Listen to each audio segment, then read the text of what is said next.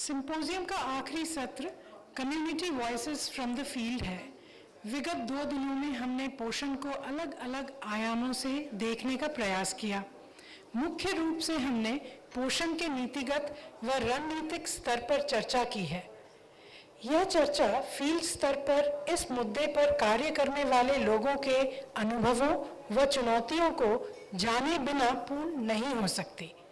इस पैनल में हम ऐसे ही कुछ लोगों से चर्चा करेंगे। इस पैनल में हमारे साथ चर्चा के लिए पंचायत प्रतिनिधि, जमीनी कार्यकर्ता व समुदाय के साथ जुड़कर कार्य करने वाली संस्थाओं के प्रतिनिधि उपस्थित हैं।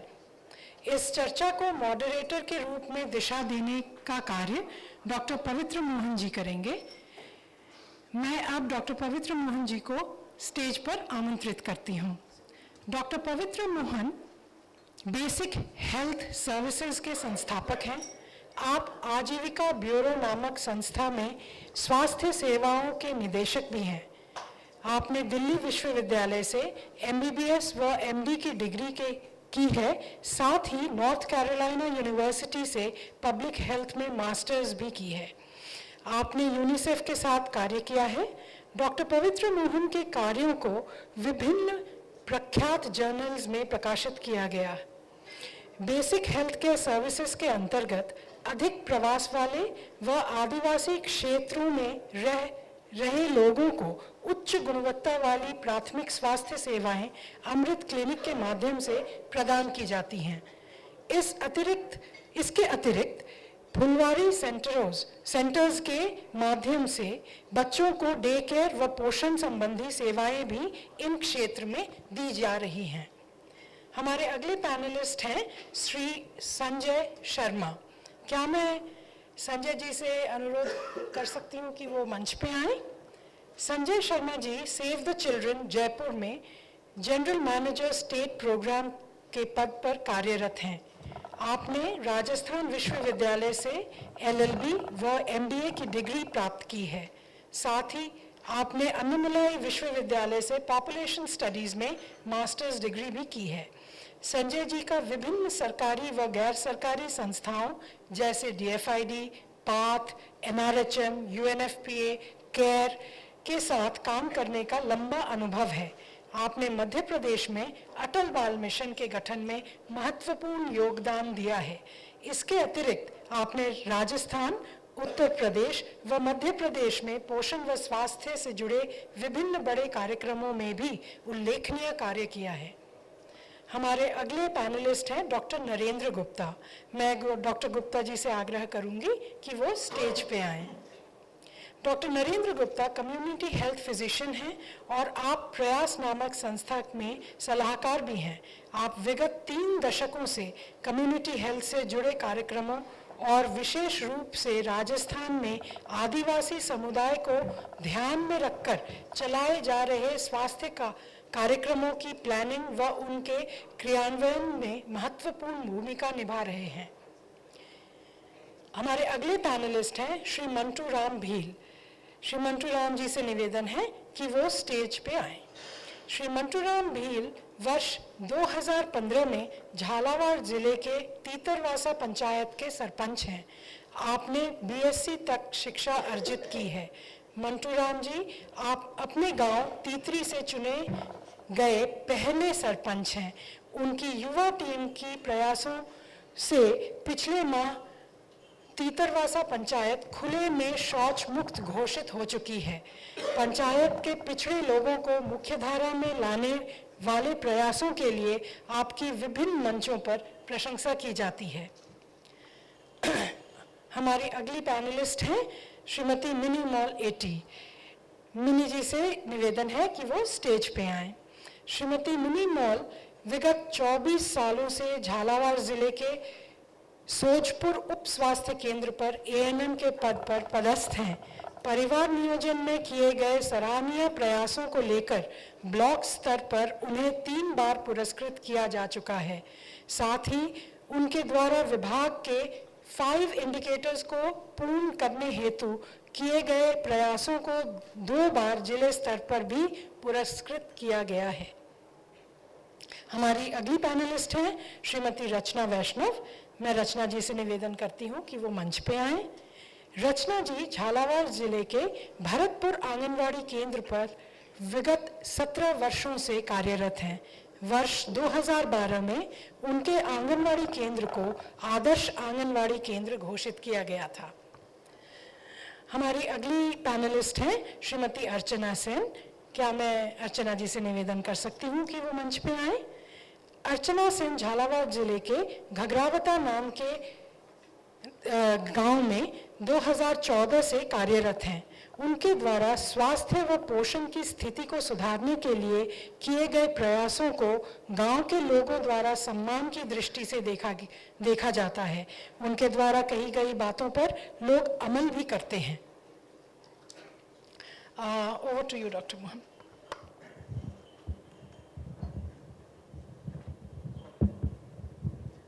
धन्यवाद प्रिया। ये एक इंटरेस्टिंग पैनल है क्योंकि जो मैंने सुना, मैं कल अनफॉर्चुनेटली यहाँ पर नहीं था, परंतु जो सुना गया कि कल से जो भी बात हो रही है उसमें एक समुदाय की भूमिका की बहुत बड़ी बात हुई है कि जो पोषण का समुदाय की बहुत बड़ी भूमिका है बच्चों के और महिला के पोषण को सुनिश्चित करने में। नीतियाँ अपनी जगह है, आज हमने सुना भी सवेरे के पैनल में कि नीतियाँ अपनी जगह है, परंतु उसका क्रियान्वयन में बहुत सारी समस्याएं आती हैं ज़मीनी स्तर पर, और ज़मीनी स्तर पर जो समस्याएं आती हैं वो काफ़ी हद तक समुदाय की भागीदारी सुनिश्चित करने से ही बेहतर हो सकती हैं। तो इस पैनल का इसलिए एक इम्पॉर्टेंस होती है। एक और बात, जो दुनिया भर में जब भी हम पोषण के कार्यक्रमों की बात करते हैं तो जिन कार्यक्रमों में समुदाय की भागीदारिता ज़्यादा होती है वो कार्यक्रम अधिक सफल पाए गए हैं, और जहाँ पे केवल सेवा देने पर ही फोकस किया गया है वो कार्यक्रम कम सफल रहे हैं। तो इसलिए भी समुदाय की भूमिका आज की हमारी चर्चा में बहुत इम्पोर्टेंट रोल है। तो संजय, मैं आपसे शुरुआत करूंगा कि सेव द चिल्ड्रन जो है वो काफ़ी समय से बच्चों के राइट्स पर, बच्चों की ग्रोथ पर, बच्चों की शिक्षा पर काम करती आई है। तो आपके अनुसार आपने कोई जो देखा है या जो शोध किए हैं बच्चों के पोषण की स्थिति पर, बच्चों के स्वास्थ्य की स्थिति पर, उससे क्या पिक्चर निकल कर के आती है कि क्या आज की तारीख में क्या स्थिति है? तो सर्वप्रथम तो मैं जो है वो अंतरा फाउंडेशन का और यहाँ सभी जो लोग पधारे हैं उनका धन्यवाद करना चाहूँगा। पवित्र जी, जो हमारे अनुभव हैं वो ये बोलते हैं कि स्थिति जो है बहुत भयावह है, और अगर हम लोग बात करें कि जो मेल न्यूट्रिशन को लेके 3 मुख्य आउटकम लेवल इंडिकेटर्स होते हैं, स्टंटिंग, वेस्टिंग या अंडरवेट जो है, उसमें जो हमारे डेटा बोलते हैं या हमारा रिसर्च बोलता है वो बताता है कि स्थिति बहुत ख़राब है, और यही बात जो है वो बहुत अलग तरह के डेटा भी बताते हैं। लेकिन सबसे बड़ी समस्या ये है कि ये स्थिति और ज़्यादा भ्रामक तब हो जाती है जब हम देखते हैं कि हमारे पास कोई एक सेट जो है वो डेटा नहीं है। तो ना तो कोई एक जो है वो मेल न्यूट्रिशन का सर्विलेंस सिस्टम जो है वो हमारे पास में है, ना हम लोगों के पास में कोई ऐसा सेट नेशनल प्रोसीजर्स है जो ये बात करता है कि किस तरह से न्यूट्रिशन का सर्वे होगा। तो जो भी डेटा हम लोगों को मिलते हैं, क्या आप NFHS देखें, आप अगर पिछले 2 दिनों में चर्चा भी होगी तो आप देखेंगे अगर NFHS 1 की तुलना NFHS 3 के साथ की जाए तो कोई परिवर्तन नहीं है ना। वही लगभग स्टंटिंग का स्तर है, वही वेस्टिंग का स्तर है, वही जो है वो अंडरवेट का स्तर है। और चलिए ये तो खैर ठीक है, इसका मतलब ये है कि 13 साल के अंदर कोई बहुत ज़्यादा प्रगति नहीं हुई। और जो दूसरी महत्वपूर्ण बात है वो ये है कि ये जो डेटा हम लोगों को मिल रहे हैं वो भी कोई रीजनल जो है वो वेरिएशन की बात नहीं कर रहे हैं, कोई जो है वो सीजनल चेंजेस के बारे में बात नहीं कर रहे हैं। तो अगर जो है मैं ये राजस्थान में काम करना चाहूँ और किसी पर्टिकुलर ज्योग्राफी में काम करना चाहूँ तो ये बड़ा मुश्किल है ये आइडेंटिफाई करना कि कौन से ऐसे पुअर पॉकेट्स हैं। तो एक यूनिफॉर्म अप्रोच से इतने बड़े प्रदेश के अंदर काम करना पड़ेगा, जितने इतनी सारी डिस्ट्रिक्ट्स हैं, इतने ज़्यादा वेरिएशन है। तो सेव द चिल्ड्रन ने जब बेसिकली हम लोग 2 बड़े कार्यक्रमों पे काम करते हैं जो हेल्थ और न्यूट्रिशन को लेकर हैं। हम लोग टोंक के अंदर अर्बन एरिया में काम कर रहे हैं और डूंगरपुर के अंदर हम लोग एक सीमेंट प्रोजेक्ट हम लोगों ने चलाया जो बेसिकली रूरल एरिया के अंदर था। तो हमारा एक्सपीरियंस कुछ मिक्स है रूरल और अर्बन का। और जब हम लोगों ने इन दोनों जगह पे काम करना शुरू किया तो जो इनिशियल डेटा सर्वे हम लोगों ने किया उसमें जो डेटा निकल के आया वो निकल के आया कि आप किसी भी डेटा से कंपेयर कर लिए, स्टेट लेवल से, क्या RSOC से करिए, क्या NFHS से करिए या और भी जो डेटा है, वस्तु स्थिति जो है वो उसके मुकाबले में काफ़ी ख़राब है। तो जो डेटा हैं वो उसके मुकाबले में काफ़ी हाई है। और ये शायद इसलिए भी संभव है, इसलिए मैंने पहले डेटा की बात कही, इसलिए भी संभव है कि जिन पॉकेट्स में हम लोग काम करते हैं वो मोस्ट ट्राइबल पॉकेट्स हैं, वो माइनॉरिटी पॉकेट्स हैं, तो वहाँ जो है लाजमी है कि डेटा वहाँ पर जो है कंपेरेटिवली थोड़े ठीक नहीं होंगे। सही है। तो आप जो कह रहे हैं कि एक तो स्थिति कुपोषण की काफ़ी खराब, काफ़ी बच्चे कुपोषित पाए जाते हैं, और दूसरी बात आप कह रहे हैं कि पिछले 10-12 साल में उसमें बहुत बदलाव नहीं आया, और जिन इलाकों में आप लोग काम करते हैं जो कि वंचित इलाके हैं उनमें तुलना में, तो इसका थोड़ा सा संजय, इनके कारणों पे आपकी जो समझ बनी है या आपका जो डेटा कहता है कि क्या कारण है कि कुपोषण की दर इतनी अधिक है, खासकर दूर दराज के इलाकों में, आदिवासी इलाकों में या शहरों में जहाँ पर ज़्यादा वंचित समुदाय रहते हैं? तो देखिए इसमें बड़ी बड़ी मज़ेदार टाइप के डेटा हैं अगर आप उनको एनालिसिस करें। जैसे जैसे ये इस बात से हम लोग सभी सहमत हैं कि जो SC/ST है, माइनॉरिटीज़ जो हैं, उसमें कुपोषण की दर ज़्यादा है।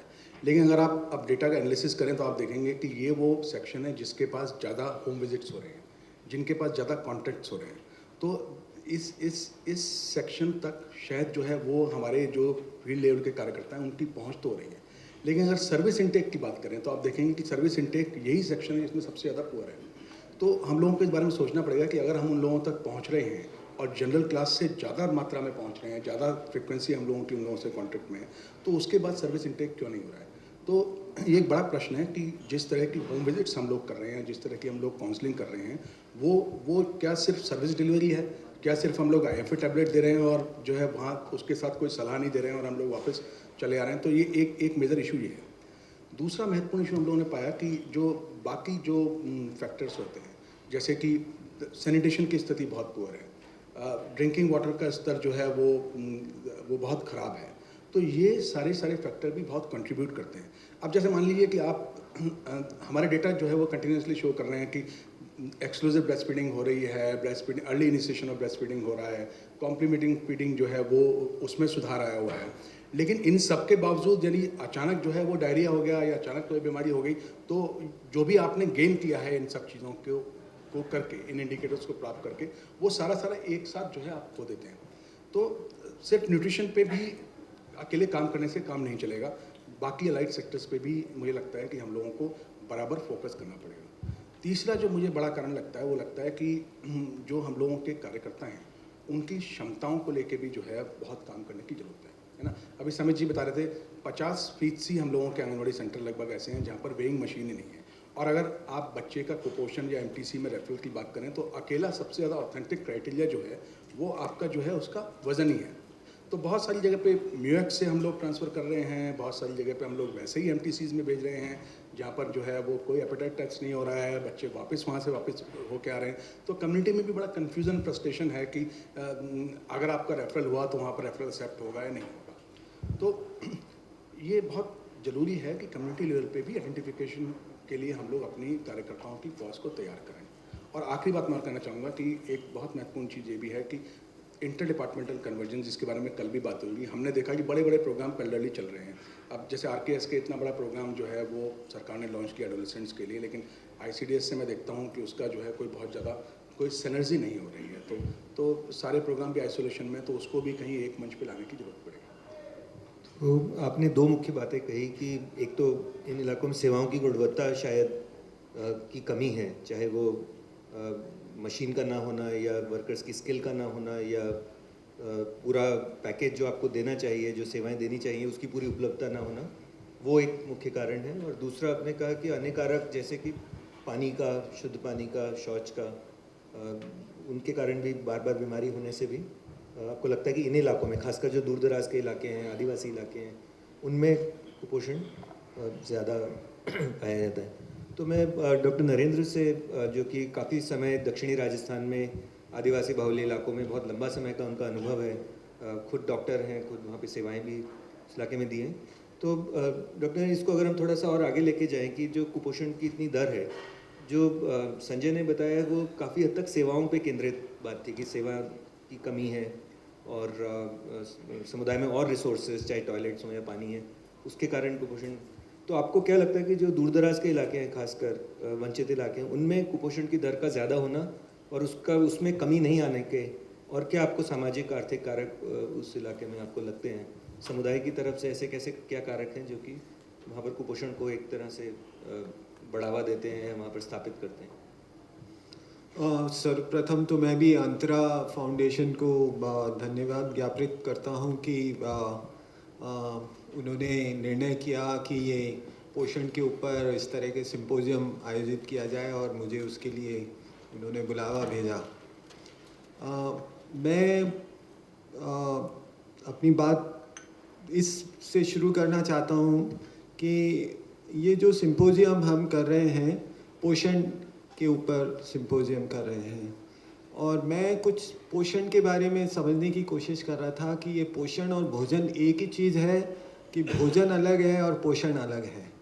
अगर भोजन अलग है और पोषण अलग है तो शायद पता नहीं ये कल बात हुई भी हो, आई डोंट नो एग्जैक्टली, पर क्या भोजन की कमी है या केवल भोजन तो पर्याप्त है और पोषण, उसमें जो पोषक तत्व हैं उनकी कमी है?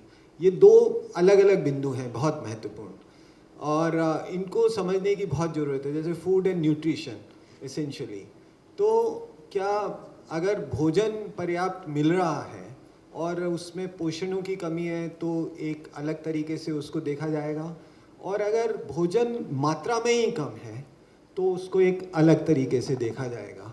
और ये दोनों में भिन्नता को हमको बहुत स्पष्ट रूप से समझने की आवश्यकता है और उसके आधार पे काम करने की आवश्यकता है। जैसा डॉक्टर समित शर्मा अपने सेशन में बता रहे थे कि वो सप्लीमेंट्री न्यूट्रिशन, वो इसको बोलते हैं, जो वो ICDS के माध्यम से देते हैं। इसका मतलब ये है कि उसको भोजन तो प्राप्त हो रहा है और कुछ सप्लीमेंट करने की कोशिश की जा रही है, पर वस्तु स्थिति अगर आप देखें तो पाएंगे ये कि वो जिसको वो सप्लीमेंट्री न्यूट्रिशन कह रहे हैं वो एक्चुअल में सप्लीमेंट्री फूड बोलिए, न्यूट्रिशन तो क्या बोलिए, उसमें सारी न्यूट्रिटिव वैल्यू है भी कि नहीं है ये अभी पूरी तरह से स्थापित है नहीं। तो जो वो दे रहे हैं भोजन, वही उसके लिए पूरा भोजन हो रहा है या वो वास्तव में सप्लीमेंट्री है या सब्स्टिट्यूट कर रहा है? तो ये सब्स्टिट्यूशन वर्सेस सप्लीमेंटेशन का एक बहुत बड़ा विवाद इस देश के अंदर लंबे समय से चलता रहा है एकेडमिक्स के बीच में और न्यूट्रिशनिस्ट, जो न्यूट्रिशन एक्सपर्ट्स हैं उनके बीच में। तो हमको वो भी समझना चाहिए कि ये सप्लीमेंट्री न्यूट्रिशन कहीं सब्स्टिट्यूट न्यूट्रिशन तो नहीं हो रहा है, कहीं वही भोजन बस कर रहे हैं और घर पे और कुछ नहीं मिल रहा है। तो अब अगर ये बात है तो आप ये मानिए कि भोजन पूरा नहीं मिल रहा है, और अंडरवेट होने का मुख्य कारण यही है कि भोजन नहीं मिल रहा है। पोषण तो फिर उसके अगला चरण की बात है। तो पहली बात तो ये है कि हमको फूड की सिक्योरिटी, फूड कैसे सबको उपलब्ध हो। अब उसके लिए सरकार ने अनेकों तरह के कार्यक्रम चला रखे हैं, ICDS है, फिर आपका MDM है, फिर MDM के बाद फिर ये PDS में NFSA आ गया, नेशनल फूड सिक्योरिटी एक्ट। इस तरह से अनेकों कार्यक्रम चल रहे हैं। दुख की बात यह है कि वैसे तो खैर हमारी अधिकतर जो नागरिक हैं वो ग्रामीण क्षेत्रों में ही रहते हैं, पर ग्रामीण क्षेत्र ही वो ये है जो कि खाद्यान्न उत्पन्न करता है, और वो खाद्यान्न उत्पन्न होने के बावजूद, उत्पादन करने के बावजूद सबसे ज़्यादा अगर कुपोषण है या सबसे ज़्यादा भोजन की कमी है वहाँ पर, तो उन्हीं के बीच में है। जो बच्चे बकरियाँ चराते हैं, गाय चराते हैं, भैंस चराते हैं, उन सबको कतई दूध नहीं मिलता है। जो गेहूँ पैदा कर रहा है उन्हीं के बच्चे सारे के सारे वजन से कमज़ोर हैं। जो सारी और खेती कर रहे हैं, सब्जियां उगा रहे हैं, उन सब के बच्चों को सब्जियां पूरी मिल नहीं रही हैं। तो ये एक मतलब, हालांकि ये नीतिगत विषय है, पर ये नीतिगत विषय को बहुत बहुत गंभीरता से हमको करना चाहिए। मिस्टर अशोक अलेक्जेंडर बतला रहे थे, उन्होंने मैकेंजी में काम किया है। मैकेंजी की एक रिपोर्ट, मैं हमेशा, मेरे को लगता है बहुत इम्पॉर्टेंट सी रिपोर्ट हो गई है। एक रिपोर्ट थी जिसमें उन्होंने ये बताया कि अपने यहाँ से जो भी कृषि उत्पादन होता है या सब्जी और फलों का उत्पादन होता है, वो सीधा उठ के शहरों में चला आता है। शहरों में चला आने के बाद उसकी ग्रेडिंग होती है, और उसकी ग्रेडिंग के बाद जो बेकार की चीज़ है, जो बेकार का होता है, वो सारा का सारा वहीं शहरों में डंप हो जाता है, और शहरों में डंप होने के कारण वो शहर के अंदर पूरा कचरा फैलाता है और सैनिटेशन को सारे को ख़राब करता है। उसके विपरीत अगर वही जो कचरा वहाँ पे अगर वो खेतों में डल जाए तो उससे इतना ज़्यादा उत्पादन होगा कि आपके खेती की पैदावार कई गुना बढ़ जाएगी। पर उल्टा हो रहा है कि वो ग्रेडिंग अगर गांव में ही हो जाए, गांव से ही वो जो अच्छा सामान है वही सारा का सारा लाया जाए, और बाकी जितना भी कचरा है, जैसे टमाटर जो सड़ गए हैं वो सारे वहीं रह जाएं, पालक जो सड़ गया है वो वहीं रह जाए, सब्जी जो सड़ गई है वो वहीं रह जाए, तो वो सारा का सारा वहाँ पर एक तरह से सोना बन जाएगा। और वही का वही चीज़ जब शहर में आ जाती है, और शहर में जब वो सड़े हुए टमाटर फेंके जाते हैं, सड़ी हुई सब्जियां फेंकी जाती हैं, तो वो शहर के लिए पूरा का पूरा न्यूसेंस हो जाता है। तो मैं ये बताता हूँ कि किस तरह से हमारे नीतिगत चीज़ें चलती हैं, और इसका उन्होंने बताया है कि इससे सालाना 60,000 करोड़ रुपया 2010 में उन्होंने बताया कि इसके कारण से भारत 60,000 करोड़ रुपए प्रतिवर्ष इसमें खो देता है। 60,000 crore, it's not a small amount. तो मैं जो प्रश्न आपको ये बताना चाहता था कि पहली बात तो यह है कि हमको भोजन सबके लिए पर्याप्त मात्रा में उपलब्ध कराने की आवश्यकता है। ख़ास तौर से जो आंकड़े संजय जी ने दिए हैं स्टंटिंग के, वेस्टिंग के, अंडरवेट के, एंथ्रोपोमेट्रिक फेल्योर के, जो भी आप कहें, कैब रिपोर्ट आ गई, NFHS 4 रिपोर्ट आने वाली है, कुछ जगह की आ गई, तो मैं डेटा को तो कोई मतलब नहीं है। अब ये सब करने के लिए हमको जो ज़्यादा ज़रूरी वो ये है कि राजनीतिक इसके लिए दृढ़ता होनी चाहिए, राजनीतिक एक इच्छा होनी चाहिए कि ये काम हमको करना है और किसी भी हालत में करना है। आई थिंक जो क्या करना चाहिए वो हम थोड़ा सा अगले चरण में भी आगे बात करते हैं। केवल इस स्तर पे एक तो आपने भोजन की कमी एक बहुत बड़ा मुद्दा बताया जो कि पोषण को अफेक्ट करता है, तो और क्या कारण ज़मीनी स्तर पर ऐसे हैं, चाहे वो नीतिगत हैं या ज़मीनी स्तर पर हैं, जिनके कारण कुपोषण की स्थिति आज जो है वो है, और खासकर ग्रामीण इलाकों में, दूर दराज इलाकों में। तो एक आपने जो बहुत स्ट्रॉन्ग पॉइंट बताया कि भोजन की ही कमी है, केवल पोषण की कमी नहीं है परंतु भोजन की भी कमी है, जिससे कि पोषण की कमी में भी फर्क पड़ता है। एसेंशियली जो चीज़ की कमी है वो तो ये है कि परचेजिंग पावर की कमी है। देखिए, कोई भी व्यक्ति भूखा नहीं रहना चाहता, कोई भी व्यक्ति, मैं अभी डॉक्टर पवित्र से बाहर बात कर रहा था कि ये OPD चलाते हैं, वो PSC चलाते हैं, तो मरीज़ क्या है, तो ये बता रहे 100 से ऊपर OPD रहता है। क्यों रहता है?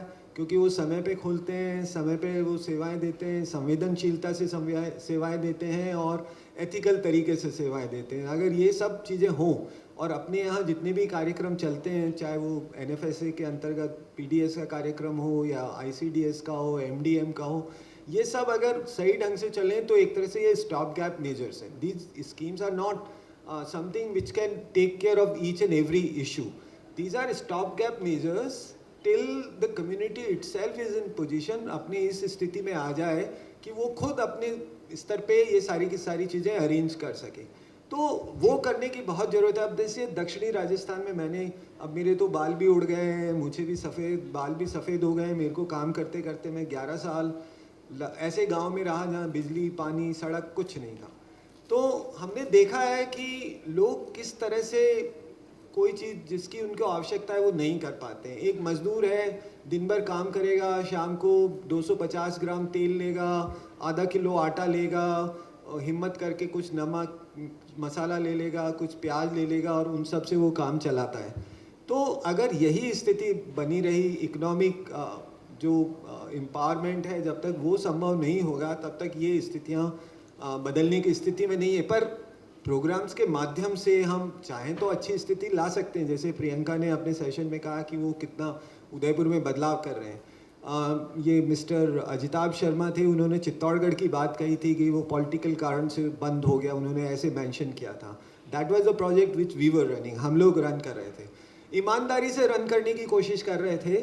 तो उनको ये लगा कि ये इतनी ईमानदारी से अगर कोई प्रोग्राम रन हो जाएगा तो हमारे लिए एक तरह से खतरा हो जाएगा। तो उन्होंने लॉबी किया और उन्होंने कहा नहीं साहब ये तो नहीं चल सकता है। तो कहने का तात्पर्य ये है, मैं आपको थोड़ा सा कैप्चर कर लेता हूँ, फिर वापस हम आएंगे। Sure. तो उस पर और चर्चा करते हैं। आपने दो मुख्य बातों की पे कहा कि एक तो है कि भोजन की कमी होने के कारण पोषण की कमी स्वाभाविक है। जब अगर खाने को पर्याप्त नहीं है तो कुपोषण एक नेचुरल उसका एक आउटकम है।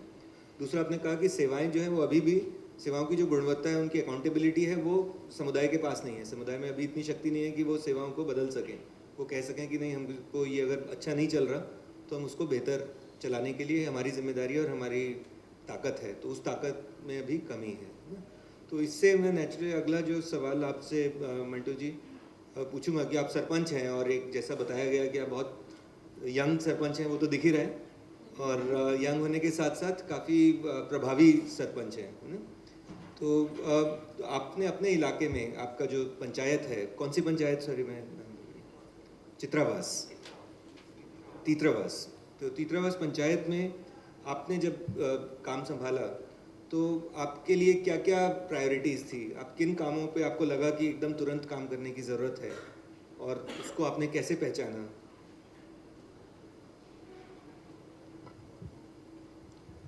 हेलो, सभी को नमस्कार। मेरी पंचायत झालावाड़ जिले की झालरापाटन पंचायत समिति के अंतर्गत आती है। मेरी पंचायत के अंतर्गत 5 गांव हैं। अभी अक्टूबर में ही हमारी पंचायत को ODF घोषित किया गया है, और अक्टूबर में ही हम लोगों ने सभी जगह वार्ड सभाओं का आयोजन किया। तो वार्ड सभाओं में हमारे सामने जो समस्या उत्पन्न हुई, समस्या आई, वो पेयजल और कृषि संबंधित समस्या, कृषि सिंचाई से संबंधित जल की रही। और इसके अलावा जैसे कि हमारे पंचायत के अंदर 5 सरकारी स्कूल, 4 आंगनबाड़ी केंद्र, 2 स्वास्थ्य केंद्र हैं। तो इन लोगों के द्वारा जो सेवाएं दी जा रही हैं, उसमें भी थोड़ी सुधार की आवश्यकता है, जिसे मैं ठीक करना चाहता हूँ। तो इन समस्याओं का समाधान जब हमने फील्ड में काम किया तो ये सारी समस्या हमारे सामने आई, और इनके समाधान के लिए हम लोगों ने प्लानिंग की। सबसे पहले यदि हम गांव के लोगों से पूछकर अगर पंचायत के प्लान बनाते हैं तो उन लोगों की जो गांव के अंदर जो भी समस्या है, वो सारी समस्याएं हमारे सामने आ जाएगी। जैसे ही सारी समस्या हमारे सामने आती हैं तो उनमें से कुछ समस्याओं का समाधान तो अपन गांव के लोगों से ही पूछ कर सकते हैं, क्योंकि उनको पता है कि कहाँ पर इस समस्या का सोल्व कैसे किया जा सकता है।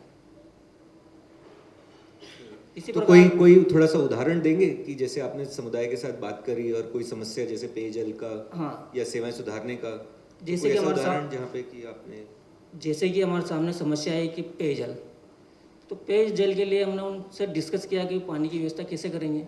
तो उन्होंने कहा कि हमारे 6 पॉइंट आया था, जिनमें से 5 तो लग गए और 2 एक्स्ट्रा थे जो वापस चले गए, और अब हमारे समस्या आ रही पानी की। तो आप अगर वो 6 पॉइंट वापस लगा सकते हो तो वो करो, हम उसके लिए जगह दिखा देंगे। किसी महिला, पिछड़ी जाति की महिला थी, उन्होंने भी कहा है कि हमारी बस्ती में भी हैंडपम्प लगाओ, इसके लिए जगह हम देंगे। ऐसी बहुत सारी समस्या है, उनका समाधान भी उनसे कर सकते हैं। इसी प्रकार हम लोगों ने अक्षता कार्यक्रम के सहयोग से बहुत सारी प्रक्रियाओं को भी पूरा किया है। पहले हम पंचायत के प्लान में सिर्फ निर्माण संबंधी गतिविधियों को ही लेते थे, लेकिन अब हम स्वास्थ्य, पोषण, कृषि और रोजगार से संबंधित प्रक्रियाओं को भी हम पंचायत के प्लान में ले रहे हैं। तो एक जो पंचायत की हम जब भी बात करते हैं तो जैसे आपने कहा कि निर्माण संबंधित काम में ज़्यादा समय और ज़्यादा, क्योंकि उसमें पैसा भी ज़्यादा है, और फिर हर एक किसी का इंटरेस्ट होता है कि पैसा है तो वो खर्च हो, ज़्यादा से ज़्यादा काम हो, दिखे, सड़क बने ना। और तो आपको भी उस तरह की एक समस्या आती होगी कि समय भी सीमित है, जो भी आपके संसाधन है वो भी सीमित है, तो उसमें आप सड़क भी आपको बनानी है, या आपको कहीं जगह, एक जगह नल लगाना है, या कहीं पर आपको शौचालय, शौच मुक्त, आपको खुला मुक्त शौच कर रहे हैं, तो आप कैसे डिसाइड करते हैं कि कहाँ पर आपके समय और संसाधन ज़्यादा? अक्सर हम लोगों ने देखा है कि हमारे जो भी वार्ड पंच होते हैं, उनको अपने वार्ड में, मतलब अपने वार्ड को वो बराबर समय नहीं दे पाते हैं। तो या फिर वार्ड में उनकी कोई बात नहीं मानता है। तो इसके समाधान के लिए भी हमने गांव से जो समझदार है, जो समाज सेवा की भावना रखते हैं, ऐसे 5 लोगों का एक समूह बनाया, और उस समूह का अध्यक्ष भी अपने वार्ड मेंबर को ही बनाया। इनकी वार्ड में जो भी समस्या होगी तो गांव के लोग, उसी वार्ड के व्यक्ति, उन कमेटी के सदस्य वो संपर्क कर लेंगे और कमेटी के सदस्य उनकी समस्याओं को सोल्व करेंगे।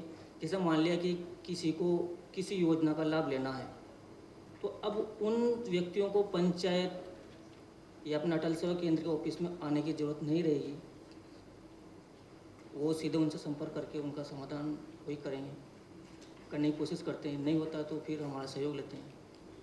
जैसे मान लो किसी जगह हैंडपम्प भी खराब हुआ है, तो वो लोग हैंडपम्प मैकेनिक को बुलाएंगे और उनसे सुधारने की कोशिश करेंगे। तो पहले की पंचायत में सदस्य कम थे, पंचायत के अंदर 9 वार्ड हैं तो 9 ही मेंबर हैं, तो हमने समूह बनाया तो हमारे पास क्या वर्कर भी ज़्यादा हो गए। सही। 5-5 का ग्रुप बनाया, 9 वार्ड हैं तो 45 सदस्य तो हो गए, 9 हुए, 9 हमारे वार्ड मेंबर हैं तो 54 सदस्य हो गए। तो जैसे सदस्यों की संख्या बढ़ी तो फिर काम भी होगा, जागरूकता ही बढ़ेगी।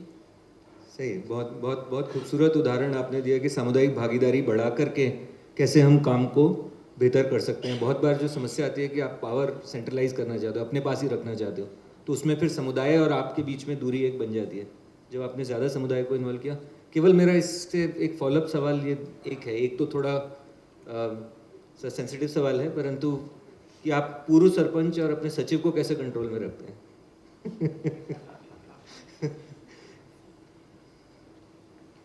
पर इसका ज़रूरी नहीं है कि आप उत्तर दें, केवल एक मैंने कहा माहौल को हल्का करने के लिए पूछा था। आराम से बाद में भी हम लोग बात कर सकते हैं। दूसरा लेकिन जो सीरियस सवाल ये था कि जो 54 आपके सदस्य हैं उनमें महिलाएं कितनी हैं ग्रुप में 2 महिलाएं और 3 आदमी लिए हमने हर समूह में? हर समूह में। बहुत बढ़िया। आई थिंक इसके लिए तो तालियां उनके लिए बनती हैं। बिल्कुल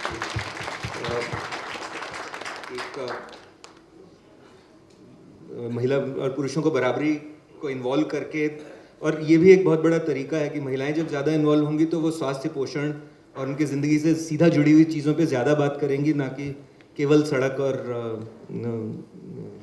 बिल्डिंग के कंस्ट्रक्शन के लिए। तो बहुत बहुत धन्यवाद आपका इस इनपुट के लिए। अभी आपके पास फिर वापस आएंगे, पर आपका काम काफ़ी सराहनीय है। तो इससे थोड़ा मिनिमल, आप कौन से सब सेंटर में हैं? सोजपुर सब सेंटर में हैं और काफ़ी सालों से आप उसी सब सेंटर से, और आप जैसे नाम से पता चलता है केरल से आकर के यहाँ पर बसी हैं, है ना? तो ये बताइए कि आप जब अपने इलाके में काम करते हैं तो आपको दूर दराज के इलाके भी काफ़ी होंगे, और हाँ 5 गांव हैं, 5 गांव में फिर ढानिया और फले और भी ज़्यादा होंगे, दूर दराज के भी होंगे। तो वहाँ तक आपको पहुँचना और उन लोगों से बातचीत करना कैसे आप कर पाते हैं? आप एक तो दूसरे राज्य से भी आए, और एक तरह की वैसे भी एक सामाजिक दूरी भी रहती है कि परिवार के जो लोग, खासकर जो दूर दराज में रहते हैं, एक तो उनके पास पहुंचना और दूसरा उनसे एक बातचीत स्थापित करना ताकि उनका आपसे रिश्ता बने। तो वो आप कैसे कर पाते हैं? पहले तो मैं इंदिरा फाउंडेशन वाला को सबको धन्यवाद कहूँगी, मेरे को भी ये मंच पर बुलाने की इसमें। और मैं तो वहाँ 20 साल से सर्विस कर रही हूँ। शुरू में तो परेशानियाँ होती थी, दूर दराज गांव में सड़क नहीं थी, पैदल जाती थी। अभी तो सड़क बन के, जब भी पैदल जाकर लोगों महीने में कम से कम 2 बार तो सेवा देती थी, और अभी तो सड़क हो गया, साधन हो गया, तो महीने में 4 बार जाती है। और टिका MCHN का दिन भी पब्लिक को बुलाती है, उनको समझा लेती है। ऐसी फील्ड में अभी तो मेरे को कोई परेशानी नहीं है। बाहर के और कोई बहन बेटी हो, उनको भी हम सेवा करते हैं, उनको भी रजिस्टर में उतार लेती है। और कोई यहाँ से कोई बहन बेटी बाहर गए हो, उनको भी हम कोई फ़ोन के जरिए, नहीं तो उनका घर वालों से संपर्क करके उनका टीकाकरण हो, कोई बच्चा बाहर गया तो उनका समाचार लेती है। ऐसी कोई हमारा फील्ड में ऐसी कोई अभी कोई परेशानी नहीं है। सबका टीकाकरण और वो बाकी सारी जांचें हमारा होती रहती है, और पब्लिक से भी संपर्क होती है, इसलिए नसबंदी केसों में भी मेरे को ऐसी परेशानी नहीं है। बाकी सब काम हम करते रहते हैं।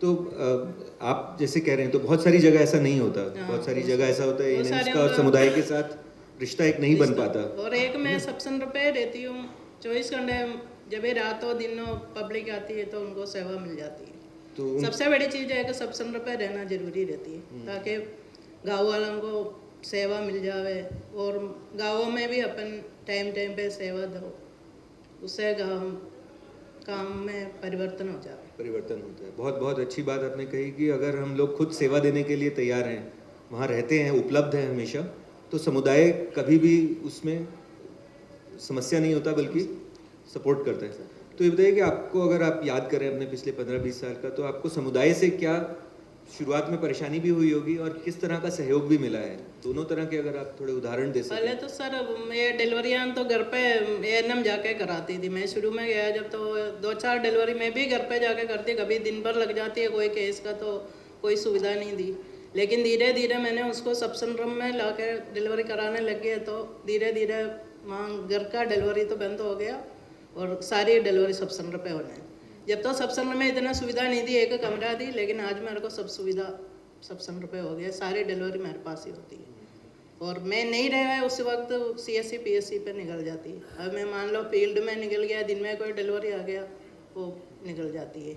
और समुदाय की तरफ से भी मेरे को पूरा कोऑपरेटिव मिल जाती है, क्योंकि मैं वहीं की वहीं रहने की वही सबसे बड़ी चीज़ है। अपन 24 घंटे सेवा दे सकते हैं। रात तो 12 बजे भी उठ के ये गोली भी अपन पब्लिक आ गए तो अपन दे देती है, इसलिए पब्लिक अपनों से बढ़िया इसमें रहती है। इसलिए मेरे को गांव की तरफ से 20 साल हो एक ही गांव में रहना बहुत मुश्किल रहती है, लेकिन मेरे को कोई परेशानी नहीं।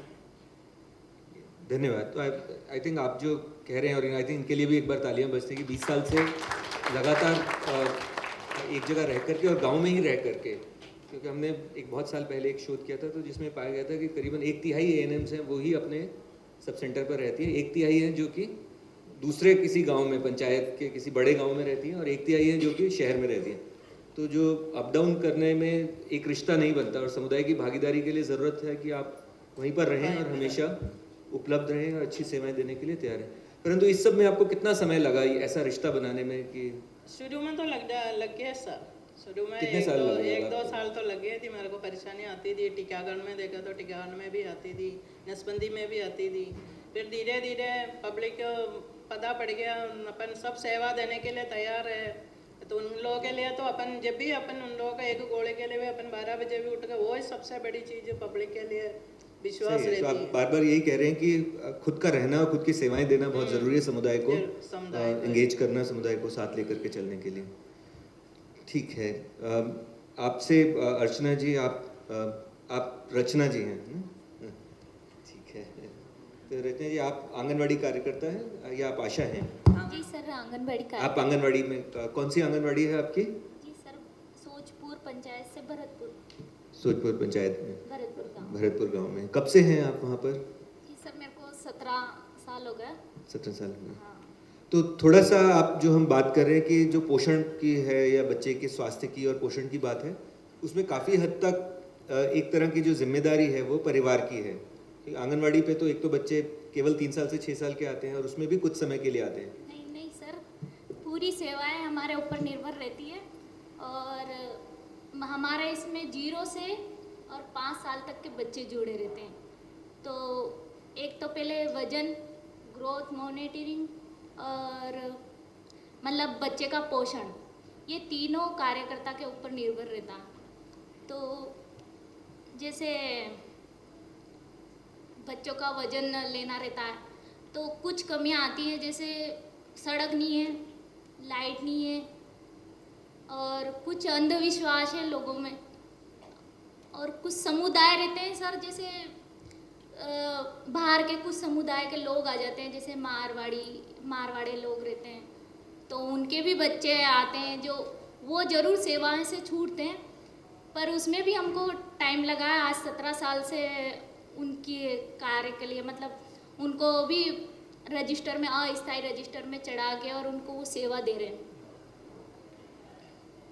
तो आपने कहा कि परिवार वाले भी सहयोग करते हैं, वो आते हैं परिवार और सर ऐसा एक समुदाय बना रखा हमने, जो कोई भी प्रॉब्लम होती है तो गांव वालों से, और गांव के बीच रहते हैं तो सारे हमारे संपर्क में रहते हैं। कोई काकी, कोई भाभी, किसी की क्या लगते हैं, जो सारी सुविधा के लिए कोई दिक्कत नहीं आती हमें। महिलाओं के समूह। हाँ, महिलाओं के समूह। तो आपने कभी बात करी कि अंधविश्वास भी रहता है ना, क्योंकि बच्चों को क्या खिलाना है, क्या पिलाना है, किसके सर, पास इलाज के लिए आना है। पहले तो जैसे हम वजन लेने जाते थे तो बहुत से यूँ कहते थे कि वजन नहीं तुलना है, बच्चे का वजन कम हो जाएगा, नज़र लग जाएगी किसी की, या फिर जैसे हमारे इसमें आशा सहयोगिनी आई थी तो 5 साल से डिलीवरी नहीं हुई तो कोई बच्चा उसके साथ पहुंचाने के लिए तैयार नहीं होता था। तो उस तरह का जैसे अंधविश्वास लोगों में था और धीरे धीरे उसको दूर करा। 17 साल हो गए और अब बच्चे खुद लेके आते हैं और वजन तुलवाते हैं। और पोषण के लिए भी सर जैसे 3 पोषाहार मिलते हैं, एक घर पे देने वाला और अल्पाहार भी दिया जाता है, शाला पुरुष शिक्षा वाले बच्चे आते हैं, और गर्म पोषाहार भी दिया जाता है। तो जैसा स्वास्थ्य और पोषण के लिए सबसे ज़्यादा आंगनबाड़ी की कार्य किया जाता है। तो आपको देखने से भी लग रहा है बहुत कम आंगनवाड़ी कार्यकर्ता जो इनसे हम बात करते हैं वो इतना खुश लगती हैं अपने काम को लेकर के और अपने काम को के लिए गर्व महसूस करती हैं। तो ऐसा क्या है कि आपको इतनी खुशी मिलती है काम करने में? और बहुत सारे ऐसे भी हैं, आपने देखा होगा अपने भी, जहाँ पे आंगनवाड़ी कार्यकर्ताओं को इतनी खुशी नहीं मिलती अपने काम के और इतना अपने काम के लिए गर्व नहीं होता। सर खुशी तो ऐसे मिलती है कि मतलब जो भी कार्य करते हैं हम लोग तो उसमें सभी का सहयोग भी लेते हैं। जैसे अभी हमारे सरपंच साहब ने कहा, जो सरपंच साहब हमारे भी सरपंच साहब हैं जो वो भी सहयोग देते हैं, दीदी भी सहयोग देती हैं और आशा बहन है हमारी वो भी सहयोग देती हैं। तो सारे मिलके हम मतलब एक सेवा पहले से ही वो करते हैं कि भाई अपने को ये कार्य करना है, तो हमारा एक समूह बन गया। तो समूह द्वारा हम कार्य करते हैं तो और सक्सेस होता है और हमें खुशी मिलती है।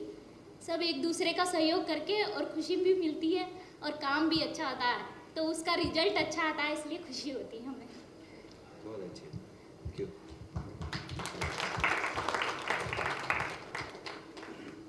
तो अर्चना जी, आप घगरावटा में हैं, झालावाड़ में, अलग इलाका है ना, आप दोनों एक साथ तो नहीं हैं, अलग अलग आपके गांव के अंदर ही आते हैं, तो अच्छी टीम है आपकी। तो ये बताइए कि आपको कितने साल हो गए वहाँ पर आशा का कार्य? मुझे 12 साल हो गए। 12 साल हो गए। 12 साल से आशा हैं आप? तो शुरुआत से जब से सहयोगिनी आप पहले लगे होंगे सहयोगिनी की पोस्ट पे थे, फिर उसके बाद आशा बन गए।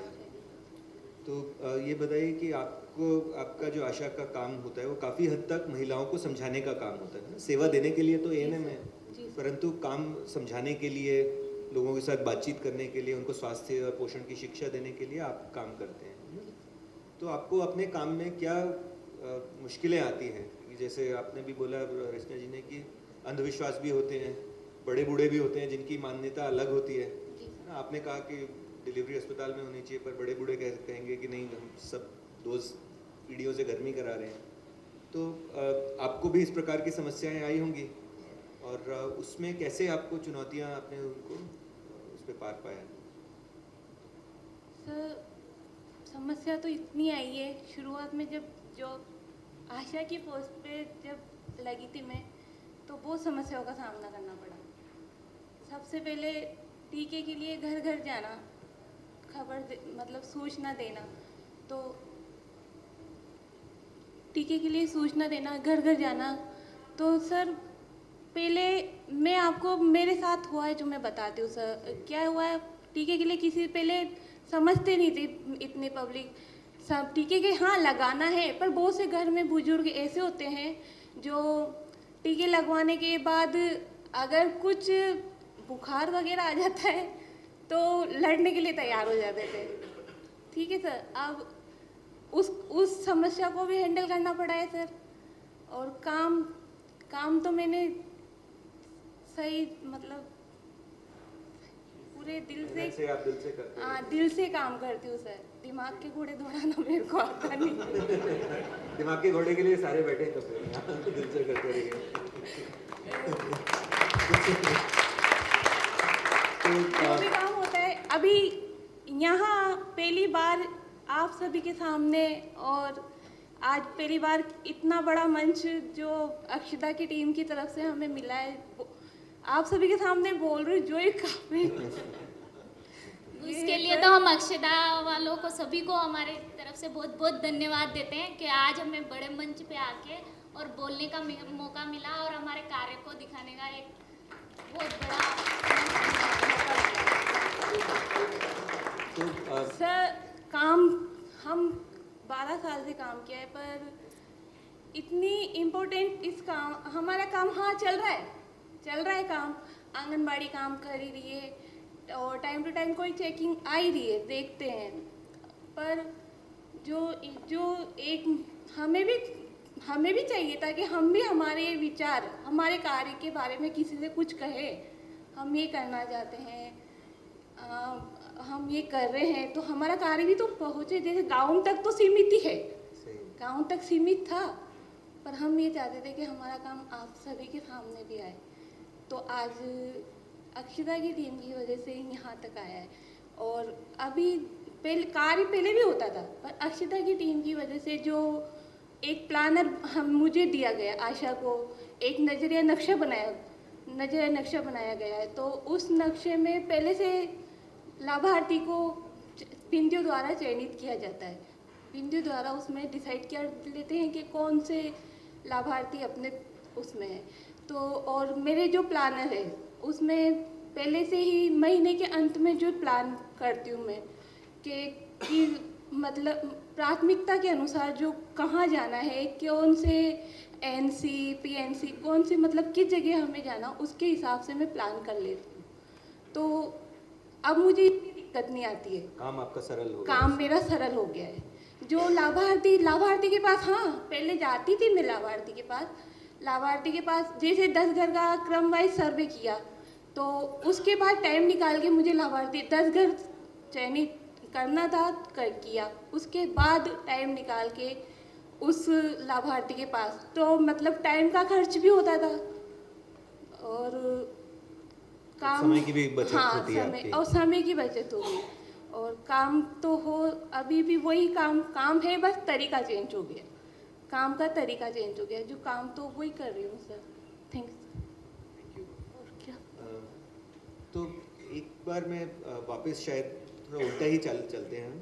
एक जो नरेंद्र जी ने बात की शुरुआत करी थी कि एक भोजन की कमी है, और मैंने देखा आप सब तीनों बहुत ज़ोर ज़ोर की सर हिला रहे थे जब नरेंद्र जी कह रहे थे कि घर में खाने की भी कमी होती है। तो आप लोग कितना देखते हैं परिवारों में, क्योंकि आप लोग समुदाय के साथ जुड़े हुए हैं, और खाने की जो कमी है घर के स्तर पर वो कितना कुपोषण को या पोषण को पे निर्भर करता है। तो मैं थोड़ा 2-2 मिनट आप तीनों से भी मैं इनपुट चाहूँगा और फिर मंटू जी से, और फिर सर एक तो क्या है, आर्थिक स्थिति कमज़ोर रहती है परिवार की, तो उसकी वजह से उन्हें पूरा पोषण नहीं मिल पाता घर में। ठीक है, आंगनबाड़ी में देते हैं हम, और बहुत से बच्चे जैसे कुपोषित रहते हैं, और जैसे हमारा एक HRV मतलब घर पे ले जाने के लिए पोषाहार आता है, तो बहुत से गरीब स्थिति वाले परिवार हैं हमारे यहाँ, जिनकी डिलीवरियाँ भी हमने उसी पोषाहार से, मतलब वो लड्डू बनाती है ना डिलीवरी में, तो वो पोषाहार द्वारा आज भी वो लड्डू बनाती है ना। और सर जैसे कुपोषित बच्चा है कोई, मतलब कम वजन वाला बच्चा या कुपोषित बच्चा वाला, तो उसको भी वहाँ पे केंद्र पे बुला के और दोनों तरह का, एक तो अल्पाहार और गर्म पोषाहार वहाँ खिलवाते हैं। और कुछ परिवार ऐसे रहते हैं सर, जैसे जिनके घर में शिक्षा की कमी है, कुछ दिमाग से मेंटल, जैसे माएँ वगैरह रहती है, या फिर परिवार में कुछ मुखिया ऐसे रहते हैं जो आगे जैसे मीटिंग बुलाई तो वो आने जाने के लिए रोक टोक लगाती है, तो महिलाओं को भी आगे नहीं किया जाता। बहुत सारी कमियां रहती है जो उसमें।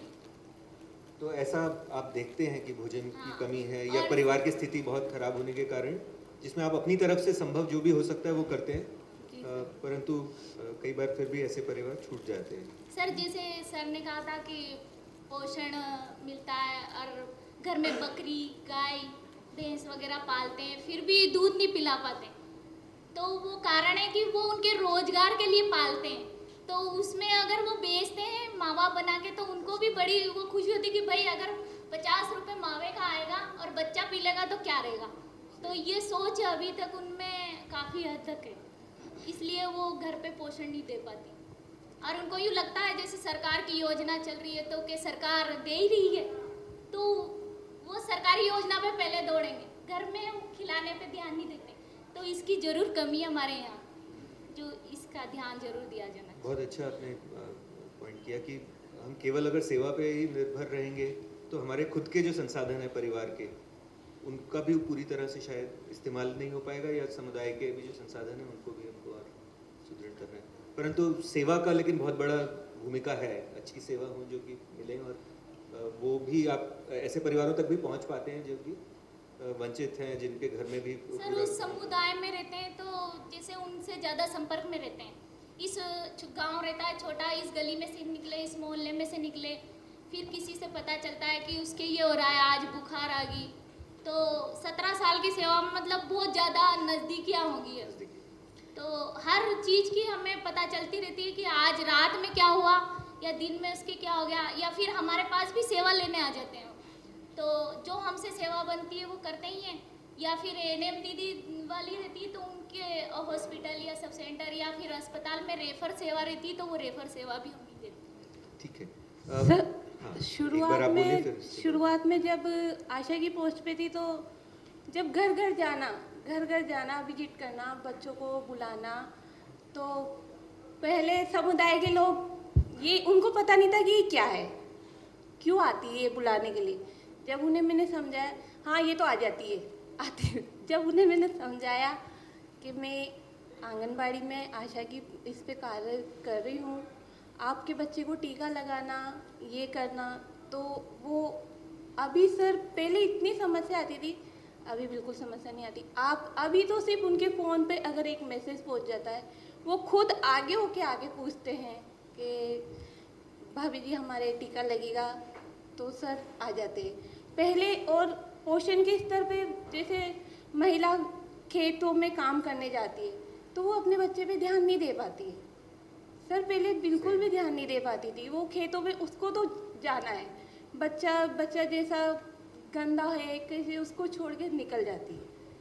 पर अब क्या है, पहले की अब शिक्षा, जो पढ़ी लिखी महिलाएं, पहले अशिक्षा के कारण बच्चों उन पर हाँ चल हो जाएंगे हमारे बड़े बच्चे, अब पढ़ी लिखी महिलाएं आने से सर बच्चों पे भी ध्यान देती है और हम उन्हें फॉलो करते रहते हैं, उन्हें समझाते रहते हैं कि आप जो भी कर रहे हैं वो अपने बच्चे के लिए कर रहे हैं। पर फिर भी मैं जो आप कह रहे हैं कि महिलाओं को काम पे जाना एक सत्यता है, उनकी ज़िंदगी की सत्यता है, उनको वो छोड़ नहीं सकती है, चाहे पढ़ी लिखी हो चाहे नहीं होगा, खेत पे जाना है तो जाना ही है।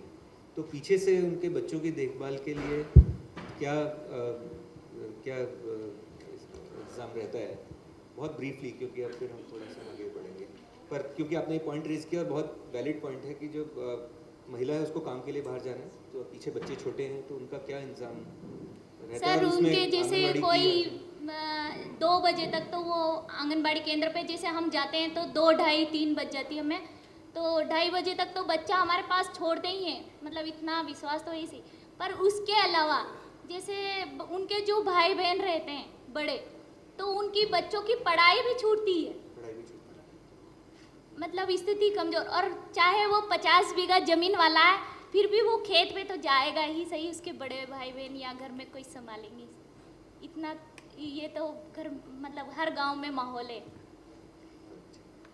तो इस पे थोड़ा सा वापस आपके पास आते हैं मिंटू जी, कि आपने अपनी पंचायत में आपको, जैसे हम बात कर रहे हैं कि अगर पोषण सुधारना है तो उसमें सेवाओं की एक बहुत बड़ी भूमिका है, कि अगर सेवा अच्छी हो, जैसे रचना जी चला रहे हैं वहाँ पे आंगनबाड़ी, और तो काफ़ी हद तक उसमें एक कमी लाई जा सकती है, क्योंकि उपलब्ध रहते हैं, ये पता है बच्चों को वहाँ पे छोड़ के भी जा सकते हैं कई लोग, और शिक्षण भी है, टीकाकरण भी है, तो उससे एक बच्चों की स्थिति में सुधार आएगा। तो परंतु एक जो हिस्सा है, एक तो ये है कि आप उसमें पंचायत क्या भूमिका निभा सकती है कि आंगनबाड़ी है और जो सब सेंटर है वो बेहतर चले, और दूसरा जो खाने की उपलब्धता या बहुत अतिवंचित परिवार है उन तक पंचायत कैसे बेहतर भूमिका निभा सकती है।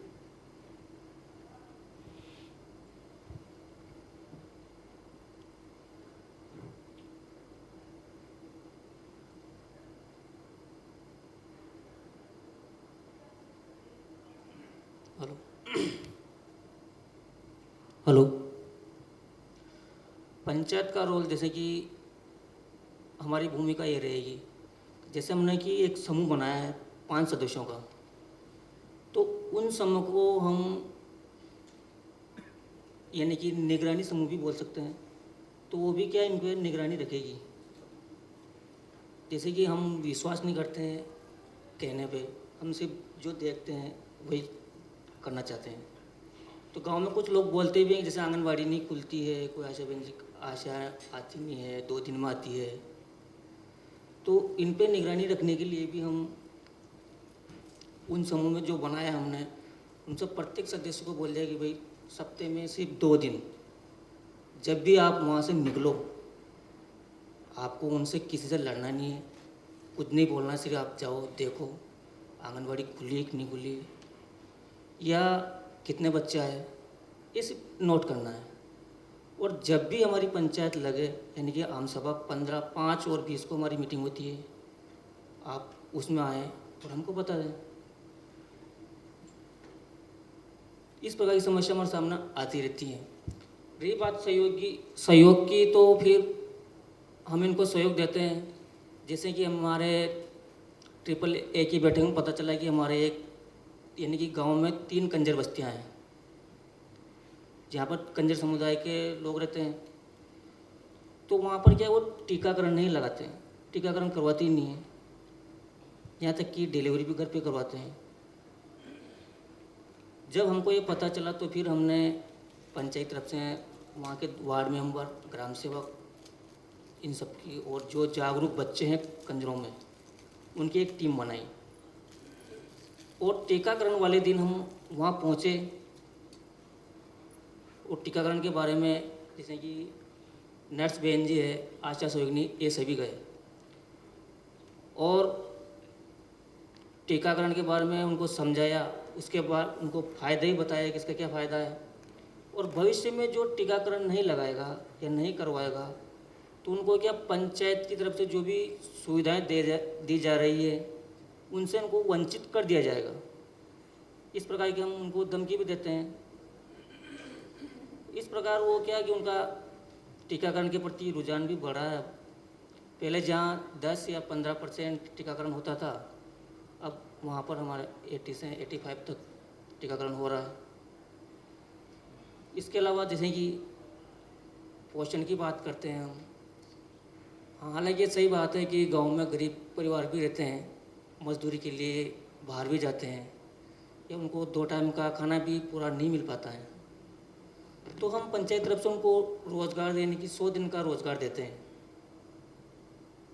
पर डे का 173 के हिसाब से उनको पेमेंट होता है। तो इससे भी काम यानी कि बहुत सारी उनकी आवश्यकताएं पूरी हो जाती हैं।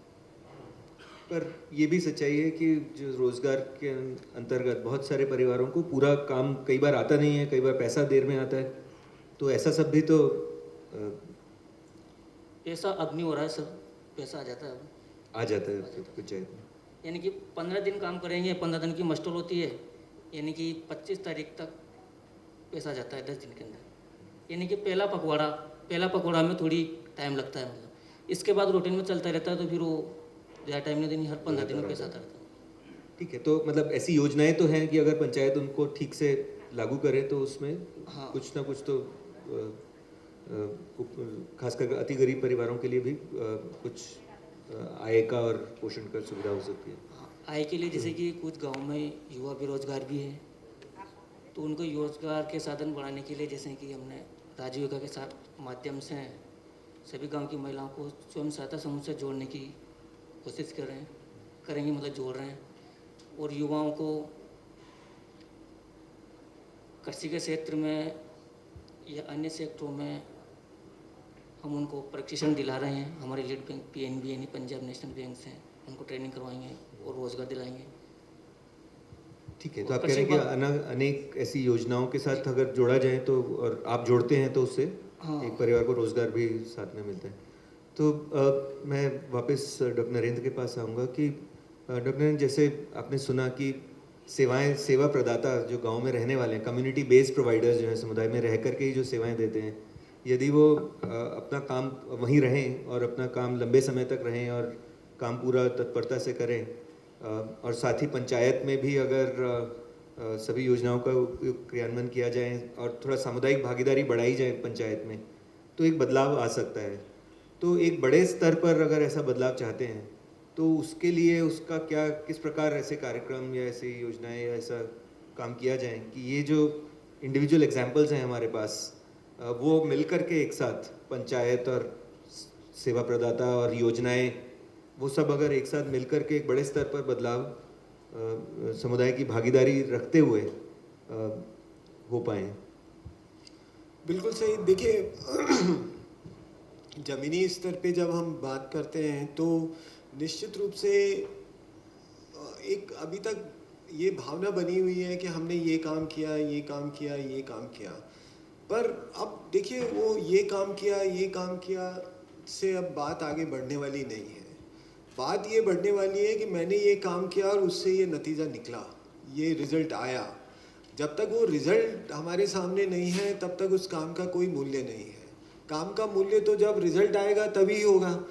अब मैं ये जानना चाहता हूँ सरपंच साहब से भी कि भाई आप ये बताइए कि आपके पंचायत में 5 गांव हैं, क्या वो पाँचों के पाँचों गांव भूख मुक्त हो गए हैं, क्या हंगर फ्री हो गए हैं, क्या वहाँ पर भोजन की किसी भी व्यक्ति को कमी नहीं है पूरे 365 दिन, चाहे वो जन्म लिया हुआ बच्चा हो और चाहे वो 75 साल का कोई बुजुर्ग हो, उनमें कोई भी ऐसा व्यक्ति नहीं रहा जो कि बिल्कुल भूख से मुक्त हो गया हो। मतलब उसको अब कभी भी भोजन कम मात्रा में नहीं मिल रहा है, क्योंकि कम वजन तो कम मात्रा में भोजन की निशानी है।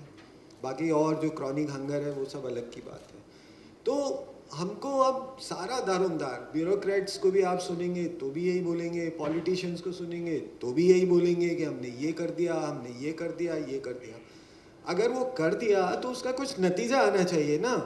नतीजा तो दिख नहीं रहा है। जैसा ये संजय जी ने अपना डेटा सारे बता दिए कि NFHS 3 में वो था, NFS 4 में भी यही बता रहे हैं वो। तो फिर सब ये जितना सब कर रहे हैं सब हम वो सबसे आ क्या रहा है, हो क्या रहा है, वो हमको देखना होगा। दूसरा मुख्य बात जो मैं कहना चाहता हूँ वो ये है कि देखिए स्कीम्स, प्रोग्राम, एक्टिविटीज़ बहुत अच्छी बात है, पर जब तक आर्थिक सामर्थ्य हर परिवार की नहीं बनेगी कि वो अपने स्तर पे ये सारी चीज़ों की व्यवस्था करे, तब तक कोई परमानेंट, सस्टेन, ऑनरस जो एक चीज़ चलनी चाहिए वो संभव नहीं होगा। एक बात मैं इसलिए भी इस बात को और स्ट्रेस करना चाहता हूँ क्योंकि ये बहुत इम्पॉर्टेंट है। वो इसलिए कि विश्व स्वास्थ्य संगठन ने सन 2000 में एक आयोग बनाया और उस आयोग का नाम था world commission on macro economics and health. और उसमें उन्होंने ये कमीशन बना के एक प्रोफेसर जेफरी सैक्स हैं उनकी अध्यक्षता में, और अपने डॉक्टर मनमोहन सिंह जब प्रधानमंत्री नहीं थे तो वो भी उसके सदस्य थे। और इसलिए बनाया कि आप पता करें कि दुनिया में कितने ऐसे देश हैं। देखिए मैं इसलिए भी ये कह रहा हूँ कि हमारे यहाँ पर हर तरह के नारे दिए जाते हैं। सन 2000 में सबके लिए स्वास्थ्य हो जाएगा, सन 1972 तक सब शिक्षित हो जाएंगे, इस तरह के अनेकों हमने अपने लिए टारगेट्स भी दिए, नारे भी दिए, वो सब कभी भी पूरे हुए नहीं हैं। सन 2000 तक सबके लिए स्वास्थ्य का एक नारा पूरे विश्व स्तर पे 1978 में तय हुआ। हमारा देश का जब संविधान बना तो ये माना गया कि 1970 तक तो पूरा देश शिक्षित हो जाएगा। तो कहने का जब उन्होंने वो मैक्रो इकोनॉमिक्स एंड हेल्थ का जो ये कमीशन बनाया और उसने जब पूरा अध्ययन किया तो उसने पाया, उसने कहा कि दुनिया के अधिकतर देश की सरकारों के पास इतना पैसा ही नहीं है कि वो सबके लिए स्वास्थ्य उपलब्ध करा दें। तो इसके लिए ज़रूरी ये है कि फिलैंथ्रोपिस्ट ऑर्गेनाइजेशंस, फिलैंथ्रोपिस्ट और ये जो बड़े इंडस्ट्रीज़ हैं वो आगे आएँ और इनमें सब सहायता करें। अब हम जैसे लोग जो कि अधिकारों की बात करते हैं, समानता की बात करते हैं, समता की बात करते हैं, हम सबको ये बहुत ठीक नहीं लगा। तो हम जैसे लोगों ने भी वहाँ WHO पे लॉबी किया तो उन्होंने commission on social determinants of health बना दिया कि भाई हेल्थ के क्या क्या सामाजिक नियामक हैं, क्या क्या निर्णायक हैं। और फिर जब उसमें चर्चा हुई तो ये सारी की सारी बातें निकल के आई जो संजय जी ने कहा कि केवल हम एक काम करते रहें और अलग अलग हिस्सों में बांट के करते रहें तो शायद संभव नहीं होगा। आवास की भी उतनी ज़्यादा ज़रूरत है, सफाई की भी उतनी ज़रूरत है, पोशाक की भी उतनी ज़रूरत है, सुरक्षित जो रोज़गार है उसकी भी ज़रूरत है, शिक्षा की भी। तो ये अब एक समन्वित प्रयास के रूप में हमको लेना होगा और सरपंच साहब उसके लिए एक धुरी के रूप में काम कर सकते हैं। क्यों धुरी के रूप में काम कर सकते हैं? क्योंकि मेरा ये मानना है कि हमको हर गांव स्तर पर एक इस तरह का घोषणा पत्र बनाना चाहिए कि मेरा गांव ये सबसे मुक्त हो जाएगा, एक भी अशिक्षित नहीं रहेगा, एक भी भूखा नहीं रहेगा, एक भी कोई परिवार बिना सुरक्षित आवास के नहीं रहेगा, एक भी गांव का बच्चा बूढ़ा बुजुर्ग कोई भी बिना सुरक्षित जल की उपलब्धता के नहीं रहेगा। इस तरह का एक घोषणा पत्र बनने चाहिए और उस घोषणा पत्र को हमको एक टाइमलाइन के साथ उसको आगे बढ़ाना चाहिए और उसके आधार पे हमको करना चाहिए। और सारे पॉलिटिशियंस, मतलब पॉलिटिकल सिस्टम को, ब्यूरोक्रेटिक सिस्टम को और हमारे जो और जितने लोग जो इसमें सहायक दल के रूप में हम जैसे लोग काम करते हैं, उन सबको उसके लिए कमिट करना चाहिए। तो वो एक हमारा एक कॉम्प्रिहेंसिव अटेम्प्ट और अप्रोच होगी। धन्यवाद, thank you so much doctor Narendra. आपने जो कहा एक बात आगे अगर हम फॉरवर्ड लुकिंग आगे देखें कि अब हमको कहाँ पर मिसिंग एलिमेंट है, तो वो यही है कि अलग अलग काम तो हो रहे हैं परंतु वो पूर्ण नहीं है अपने आप में। तो और उनको मिलाने की जो जिम्मेदारी है वो एक तरह से हम आगे देख सकते हैं कि पंचायत स्तर पर वो सब मिल सकती हैं और उससे एक इम्पैक्ट जो होगा वो शायद कहीं ज़्यादा होगा, ना केवल विभाग के तौर पर इसको देखा जाए।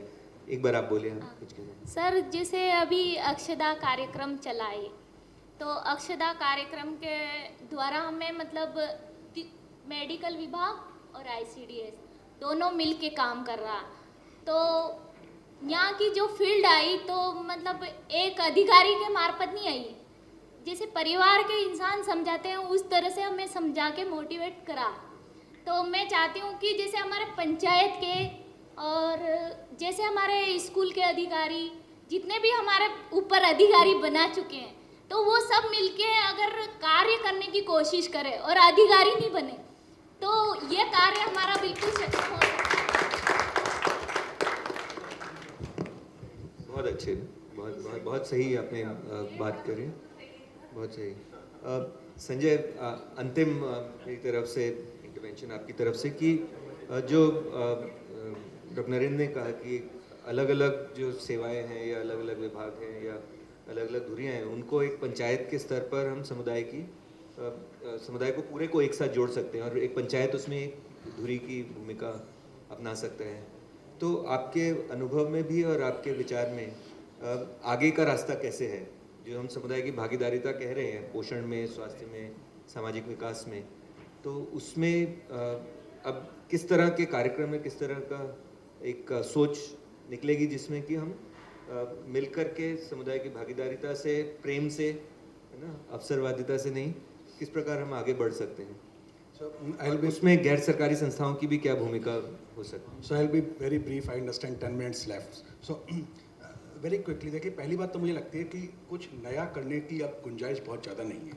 ये पिछले सत्रों में बात हुई। अब जो गुंजाइश है वो ये है कि जो हम लोग कर रहे हैं उसे अच्छे से कर लें, क्योंकि अगर न्यूट्रिशन एक ऐसा सेक्टर है जिसमें आप जिस भी बिंदु पे हाथ लगाएंगे, है ना, आपको लगेगा कि इसमें कुछ ना कुछ हो चुका है ना। मेल न्यूट्रिशन सॉफ्टवेयर्स भी आ गए हैं, इसमें आप ट्रैकिंग कर सकते हैं। हमारे कौन स्टेक होल्डर्स हैं, हम लोग जानते हैं कि फील्ड में कौन लोग हैं जिनके संग हमें काम करना है, किस कम्युनिटी के संग हम लोगों को काम करना है, पंचायत की क्या भूमिका हो सकती है, सरकार की क्या भूमिका है, स्वयंसेवी संस्थाओं की क्या भूमिका है। तो इसके बारे में मोरलेस जो है वो एक अंडरस्टैंडिंग बनी हुई है कि किसको क्या करना है। लेकिन सबसे बड़ी समस्या ये है कि जैसा अभी भी बात हो रही थी कि ये आपस में कड़ियाँ मिल नहीं रही हैं, है ना। तो हम लोग आपस में एक सिनर्जाइज वे से काम शायद अभी नहीं कर पा रहे हैं। तो सबसे पहली बात तो ये है कि अब बहुत ज़्यादा इनोवेशंस की मुझे लगता है गुंजाइश नहीं है। सबसे महत्वपूर्ण चीज़ ये है कि किस तरह से मिलकर काम हो सके। अब उसके लिए जो कुछ प्रयास हम लोगों ने किया जो स्केल अप हो सकते हैं, जैसे जब हम अपना कार्यक्रम डिज़ाइन कर रहे थे तो हमने सबसे पहले ये सोचने की कोशिश की कि, और जिस एरिया में हम लोग काम कर रहे थे लगभग 80% बच्चियाँ ऐसी थी जो सीवियरली या माइल्ड जो है एनीमिक थी, 50% अंडरवेट था और इसी तरह बहुत डेटा ख़राब थे। तो सबसे पहले हमने समझने की कोशिश की कि आखिर किससे हम लोग क्या चाहते हैं। तो यानी जैसे मान लीजिए कि अगर जो है वो सेल्फ लेवल पे हम लोग किस बिहेवियर चेंज के बारे में सोच रहे हैं, अगर हम लोगों को परिवार का सपोर्ट चाहिए तो कौन कौन से बिंदु ऐसे हैं जहाँ पर परिवार इंटरवीन कर सकता है। अगर हम लोग पंचायत की भूमिका देखते हैं तो पंचायत की क्या भूमिका हो सकती है, महिला समूहों की क्या भूमिका हो सकती है, सर्विस प्रोवाइडर्स की क्या भूमिका हो सकती है, और उसके आधार पर ही उन्हीं इंटरवेंशंस को लेकर उस पर्टिकुलर ग्रुप को टारगेट करने की कोशिश की। जैसे मान लीजिए बड़ी आसान सी बात है, हम लोग जो है वो early initiation of breast feeding की बात करते हैं, है ना, और उसके बारे में हम लोग बहुत सारा नॉलेज जो है वो देते हैं, काउंसलिंग करते हैं, महिलाओं से बातचीत करते हैं, लेकिन जो है वो हमने अपने अनुभव से जाना कि ये एक बहुत बड़ा मुद्दा जो है सेल्फ एफिकेसी का भी है। जब कोई महिला पहली बार माँ बनती है तो कोलोस्ट्रम फीडिंग जो है वो इतना आसान नहीं है, तो बनिस्बत लाइक इतनी सारी आप जानकारी दे रहे हैं, लेकिन उसके बाद भी सम काइंड ऑफ लाइक थोड़ा सहयोग और फैसिलिटेशन की रिक्वायरमेंट है।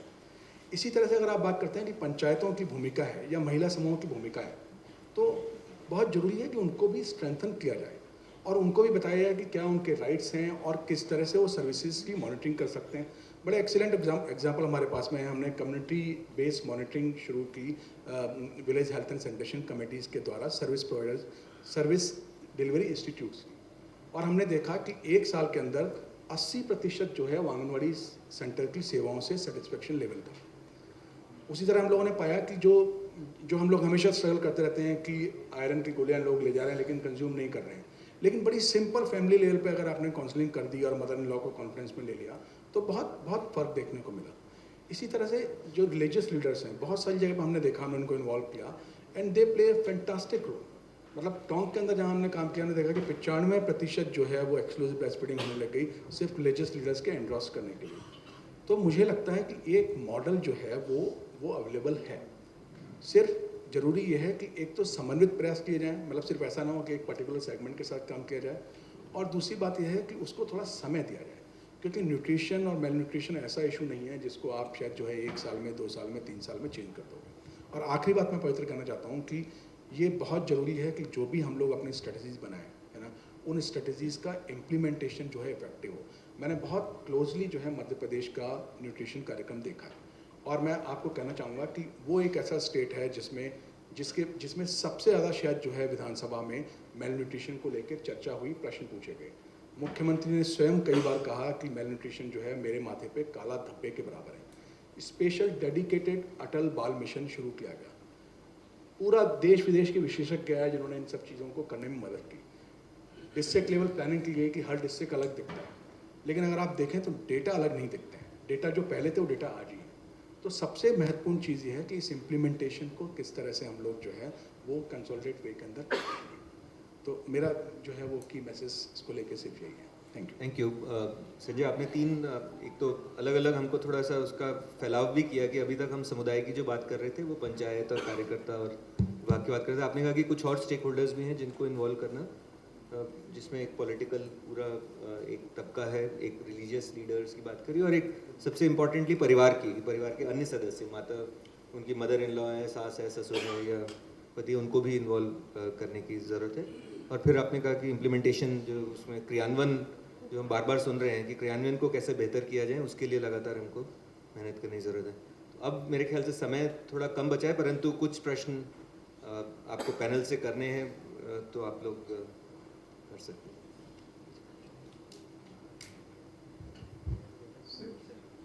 मेरा नाम अनुभव है और मैं अक्षुता कार्यक्रम में 12 जिले में काम कर रहा हूँ। सर, मैं संजय सर से एक प्रश्न पूछना चाह रहा था कि सर, लंबे समय से चर्चा के दौरान आपने जो स्थिति के बारे में बताया कि कुपोषण को लेकर की स्थिति बड़ी भयावह है राजस्थान में भी, और आंकड़े भी यही कह रहे हैं। आपने लंबे समय तक मध्य प्रदेश में भी सर ये स्थिति को देखा है। मैं संवेदनशीलता को लेकर के आपसे कुछ पूछना चाह रहा हूँ कि पिछले लगातार 1 वर्षों से मैं जिन न्यूट्रिशनल रिहेबिलिटेशन सेंटर्स में गया राजस्थान में, जहाँ पर समुदाय आधारित संस्थागत कुपोषण प्रबंधन पे हम काम कर रहे हैं, वहाँ पर जो संवेदनशीलता देखी सर, जिनके कंधों पर ये जवाबदारी है कुपोषण प्रबंधन को लेकर के, वो एक दर्जे में सर मुझे कहीं ना कहीं संवेदन शून्य नजर आए। जो लगा मुझे कि संवेदनशीलता जिनके कंधों पर है वही यदि संवेदन शून्य है तो हम कहाँ से प्रबंधन की बात करेंगे हमने। दूसरी चीज ये मैं जानना चाह रहा सर कि आपने मध्य प्रदेश में जब डॉक्टर मनोहर अगनानी की लीडरशिप में अटल बाल मिशन जब चलाया गया था, उसके बाद जो सस्टेनेबिलिटी आपने देखी वहाँ कुपोषण प्रबंधन को लेकर के, कि आज वहाँ पर सुपोषण अभियान भी चल रहा है और काफी अच्छा सस्टेनेबल अप्रोच प्रशासन को दिया है बना करके। सर, राजस्थान में भी जो हमारे चैलेंजेस हैं संवेदनशीलता को लेकर के, कि जिनके कंधों पर कुपोषण प्रबंधन की जवाबदारी है, चाहे वो प्रशासन के स्तर पे हो चाहे समुदाय के स्तर पर, जो भी उसमें भागीदार हैं कुपोषण प्रबंधन को लेकर के, उसमें सर हम कहाँ तक संवेदनशीलता उनमें ला सकते हैं? और सर अभी आपने समुदाय सॉरी, थोड़ा क्योंकि समय थोड़ा कम है, आई थिंक आपका प्रश्न, पॉइंट इज वेल टेकन। आपने 2 प्रश्न पूछे जिनका संजय रिस्पॉन्ड क्विकली। बहुत फटाफट आपको जवाब देना चाहूँगा। मुझे लगता है कि संवेदनशीलता में एक बड़ा जो गैप हम लोगों को दिखता है वो इसलिए कि प्रोसीजर्स क्लियर नहीं है ना, तो इसलिए हमें लगता है कि लोग जो है वो संवेदनशील नहीं है। जैसे बहुत बार ऐसा होता है कि बच्चों को जब MTCs पे ले जाया जाता है तो प्रॉपर एडमिशन नहीं होता है और एक प्रोटोकॉल है जिसको फॉलो करना चाहिए। तो कई बार हम देखते हैं कि MTCs हमारे खाली पड़े हैं, जो बच्चा है उसको एडमिट कर लिया, कई बार हम MTCs भरे पड़े हैं, तो हम लोग जो है फिर प्रोटोकॉल की दुहाई देते हैं। तो शायद एक वजह उसकी भी है। दूसरी वजह यह है कि लोग बाग प्रॉपर्ली ट्रेन नहीं है कि ऐसी सिचुएशंस को किस तरह से डील किया जाए, तो उस वजह से भी थोड़ी सी असंवेदनशीलता दिखती है। लेकिन व्यक्तिगत रूप से मुझे लगता है कि ऐसा कमिटमेंट में कहीं कमी नहीं है जहाँ पर जो फंक्शनरीज काम कर रहे हैं उनको ऐसा लगता हो कि उन्हें ये नहीं करना चाहिए। दूसरी बात यह है कि जहाँ तक आप बात करते हैं राज्य स्तर पे, तो मुझे लगता है कि जो राजस्थान में एक चीज़ थोड़ी अब शुरू हुई है और थोड़ी और शुरू होनी चाहिए, और आज ये कार्यशाला इसमें एक बहुत बड़ा योगदान दे रही है कि एटलीस्ट देखिए परिणाम जो आएंगे वो आएंगे, लेकिन चर्चा तो शुरू हो। हम आप सवाल पूछना शुरू करें, वर्कशॉप करना शुरू करें, बातें करना शुरू करें, अखबारों में आना शुरू हो, विधानसभा में लोग प्रश्न पूछें, इसको चर्चा का मुद्दा तो बनाइए, इस मेल न्यूट्रिशन इशू को गरमाइए तो सही। तो मध्य प्रदेश में ये बड़ी अच्छी तरह हुआ कि वो ये मुद्दा गर्म हुआ, तो जब मुद्दा गर्म हुआ तो अकाउंटेबिलिटी अपने आप बढ़ती है। कोई और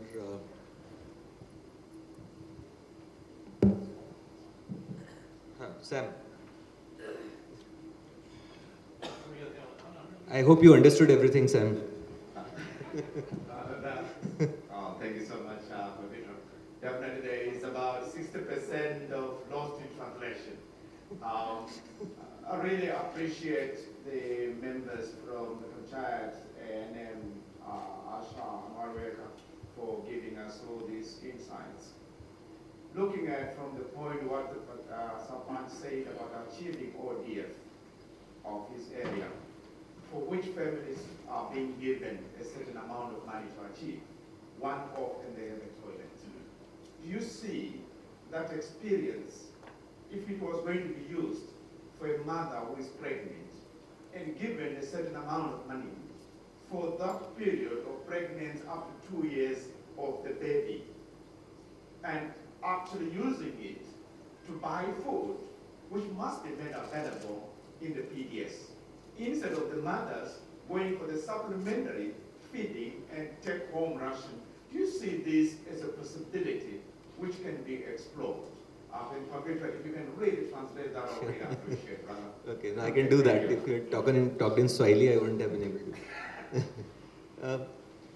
इन्होंने ये पूछे, सैम है यूनिसेफ के राजस्थान के प्रमुख हैं, इन्होंने सवाल पूछा कि जैसे आपने ODF करा अपने पंचायत को, तो उसमें कुछ शायद राशि थी जो परिवार को दी गई अगर उन्होंने कुछ व्यवहार किया, अपना टॉयलेट बनवाया इत्यादि। तो उन्होंने कहा कि अगर इसी प्रकार जो गर्भवती महिला है उसको भी अगर कुछ राशि दी जाए जिससे कि वो प्रेगनेंसी के दौरान और उसके बाद अपने 2 साल तक अपने खाने पे खर्च कर पाएँ, केवल उसको सप्लीमेंट्री मतलब आंगनवाड़ी से ना जोड़ के उसको अगर कुछ नगद राशि दी जाए जिससे कि उनको, तो क्या वो एक अच्छा आइडिया है? क्या उससे फ़र्क पड़ेगा? जैसे कि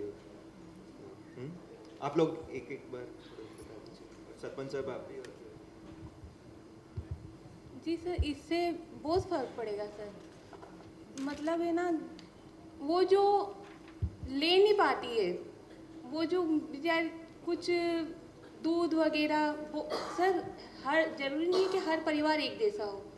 परिवार में कोई गरीब भी होता है, आर्थिक स्थिति कमज़ोर होती है, अगर उन्हें हाँ ये दिया जाएगा तो हालांकि वो अपने खाने के लिए कुछ तो खर्च कर पाएगी सर। वो खर्च करने से पहले, वो कुछ खर्च करने से पहले जिसकी बिल्कुल गांव में ऐसे घर देखे सर मैंने कि जो बिल्कुल गिरी हुई कंडीशन होती है उनकी, तो वो खाने के पे खर्च करने से पहले भी सोचती है, 10 बार सोचती है सर। इतने नहीं, मतलब फिर भी औरतों का, आप महिलाओं का सबसे ज़्यादा वो होता है सर। सर मेरा तो ये है कि फील्ड में हम लोग रहते हैं, हमें पता चलता है जैसे अभी कोई डिलीवरी का जैसे पैसा मिलता है, तो वो घी के लिए मिला था, थोड़े दिन पहले हमने सुना था, तो वो घी के लिए पैसा उस घी को नहीं लाके और वो परिवार के उसमें आर्थिक स्थिति में खर्चा कर देती है। तो ये अभी तक तो कोई सक्सेस नहीं हुई है, हमने तो काफ़ी केस देखे हैं ऐसे। तो मेरे अंदाजे से तो सर एक बात करें तो गर्भवती महिलाओं को पूरा आहार तो मिलती ही नहीं, क्योंकि एक तो घर की दबाव में रहती है, दूध वगैरह उनको दे 3 टाइम 4 टाइम उन लोगों का खाना तो मिलती है। अगर उन लोगों का डिलीवरी के बाद भी जो पैसा अपन सरकार देती है वो पैसा भी घरों में लोग खर्चा करते हैं, लेकिन गर्भवती लोग नहीं देते। गाँव में तो यही परिस्थिति है। बात चली है आर्थिक स्थिति की, तो कहने से नहीं रुकूंगा।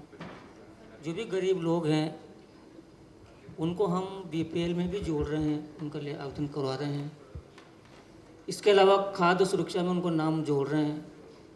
खाद्य सुरक्षा में उनको सारी सुविधाएं नहीं, गेहूँ मिलेंगे प्रति व्यक्ति प्रति यूनिट 5 किलो के हिसाब से वो गेहूँ मिलेगा।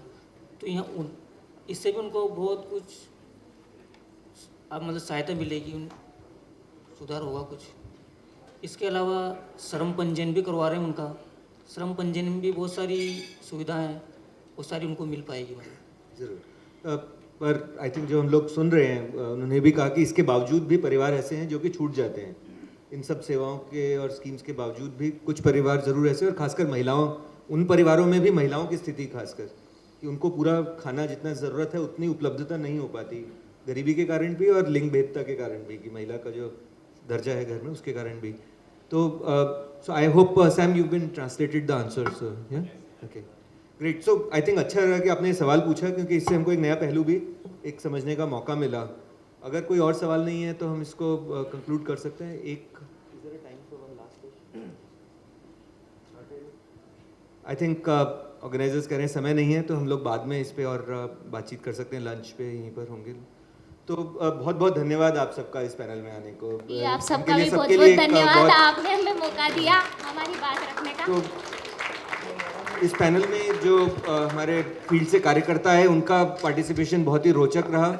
एक तरह से हमको होप भी देता है कि अगर अच्छे कार्यकर्ता अच्छे समय से, लंबे समय से रहें, उनको सपोर्ट किया जाए, और एक पंचायत जिसमें कि थोड़ी संजीदगी हो, संवेदनशीलता हो और समुदाय को बांधने की, समुदाय को भागीदारी करने की क्षमता हो, तो एक बदलाव आ सकता है।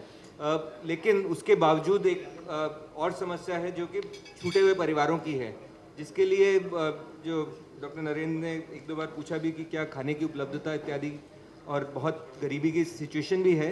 परंतु उसमें भी एक आगे बढ़ने के लिए अगर हम देखें तो एक पंचायत की बहुत बड़ी भूमिका हो सकती है, जिसमें अलग अलग तरह की जो भी योजनाएं हैं और रिसोर्सेज हैं, संसाधन हैं, उनको मिल कर के हम लोग परिवारों तक बेहतर पहुंचा सकते हैं। इसको कैसे बड़े स्तर पर किया जाए, आज हमारे पास कुछ उदाहरण हैं, परंतु एक बड़े स्तर पर कैसे इसको फैलाया जाए, ये हमको आगे और सोचने की ज़रूरत है।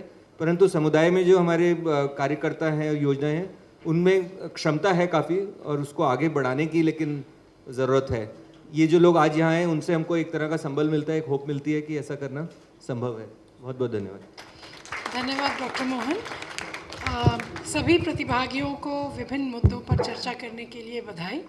अब मैं अंतरा फाउंडेशन की डायरेक्टर ऑपरेशंस मिस रीनू उप्पल को स्टेज पर आमंत्रित करती हूँ कि प्रतिभागियों को छोटी सी भेंट